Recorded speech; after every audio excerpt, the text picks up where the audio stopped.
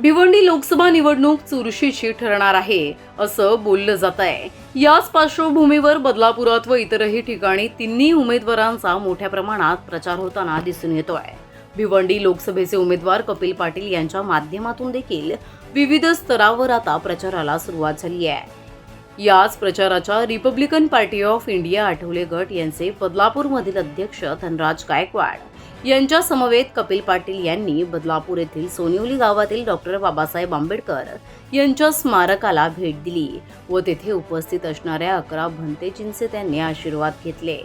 देशाचे पंतप्रधान नरेंद्र मोदी यांचा आदर्श घेत कपिल पाटील नेहमीच विविध कार्य करत असतात। लोकसभा निवडणुकीच्या पार्श्वभूमीवर बदलापुरात भाजपाच्या पदाधिकाऱ्यांच्या माध्यमातून कपिल पाटील यांच्या उपस्थितीत अनेक बैठका व मेळावे संपन्न होत आहे।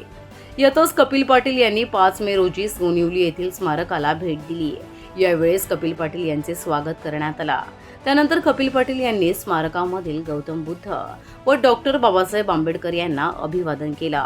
त्यानंतर उपस्थित भंतेजींकडून आशीर्वाद घेतले व भंतेजींनीही कपिल पाटील यांना जीवर दान दिला। या दरम्यान अनेक पदाधिकारी उपस्थित होते।